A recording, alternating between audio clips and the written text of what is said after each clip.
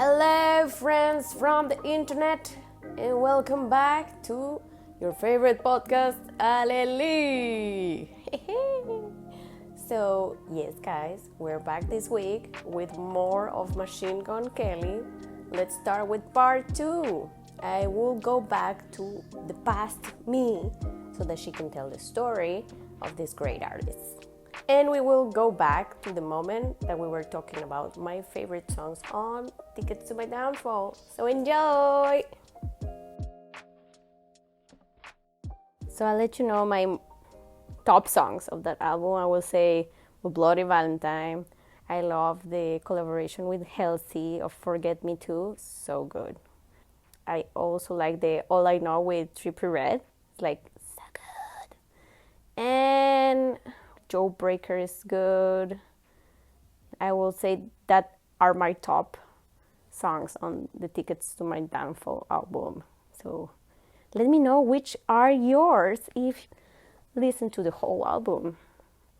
So after that, did you know that the artboard cover of Tickets to My Downfall was supposed to be like a drawing of MGK like falling, because it's Ticket to My Downfall, so it makes sense. Then afterwards, he was like signing all the albums. Like I don't know how many copies he had signed, but it was a lot. And someone called him and said like, "Hey, this is not gonna be the cover of the album. So whatever you're doing, it's like gonna be on the trash." So they changed the cover of the album. They wanted to go with a photo shoot session that they did with MGK. But like he said, no, this is too editorial, so let's go to another place, to another like concept, to have it like more organic, more natural, because it's like something personal, something really raw. So I don't know how he gets to this place that is like an empty pool and it's a place that is kind of abandoned. I don't know. But yeah, he did like, let's do the shooting here. And they did some really cool pictures. I really love the pictures from this album. They're really great. If you see the colors, the transposition of the like background with him, like in his pink guitar, it's like so cool. So those pics were the one that got into the album at the end. Also, this album was the first one to go into the billboards on that year, and it was super cool to know about that, because like I was so excited when I heard this whole album and I had all those songs, and then like it goes number 1 in Billboard, and I'm like, oh God, it's so good to have a pop punk album. Sorry, it gets super difficult to say. I'm a Spanish person, I cannot do this all the time. So after that, they go into like really boom of fame, and everyone is like really obsessed about this album. They go on tour for that album on 2021, and it was so good. I think like they did really well. I really wanted to see him on stage. I think like they came here to Canada, but like it was really packed, and I was like, oh God, I cannot do it. Too much people. But like, really, guys, let me know in the comments if you did went to one of his concerts or Tickets to My Downfall, and I just want to know how was the feeling. And I have seen just the documentaries about it and like the videos and the pictures that he put in his Instagram about it, and I was like, wow, this is insane. It's like so good. Like the event and like the performance was great, and that gave us to our second album that he announced like on end of 2021. He posted on Instagram a photo with Travis Barker, and they did like a tattoo on their arms, and it said Born with Horns. So Born with Horns was supposed to be the name of the second album, but somehow in the making of the songs and everything, MGK was like, okay, so I'm gonna change actually the name of the album to Mainstream Sellout. And I don't know if you guys saw it, but like he did a super fun video with Travis and saying him, dude, I changed the album.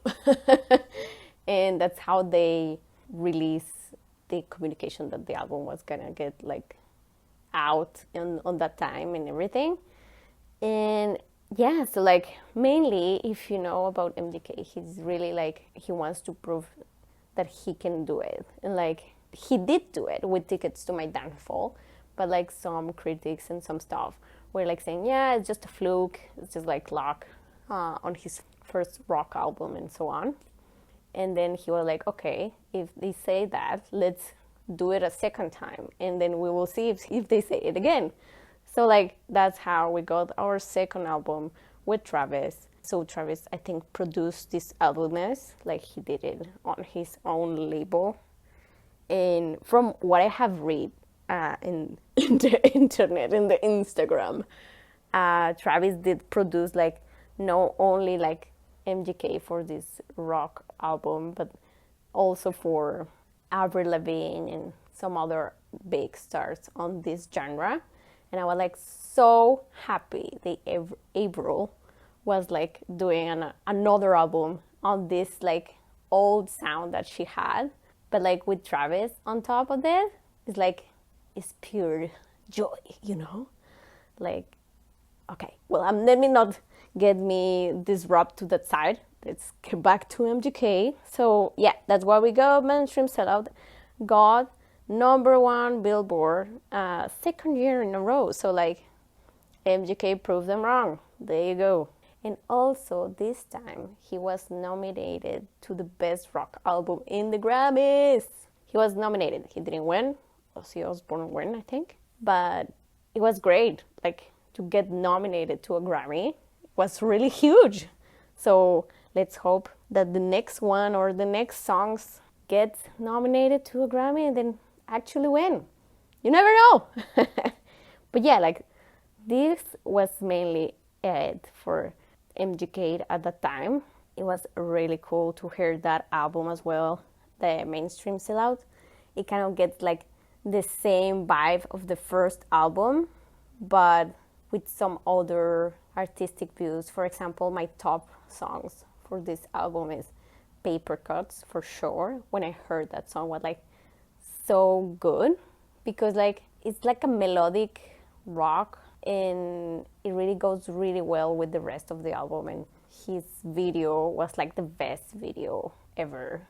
All the videos for these songs were like really well thought and everything. The artistic sense on all of those are incredible.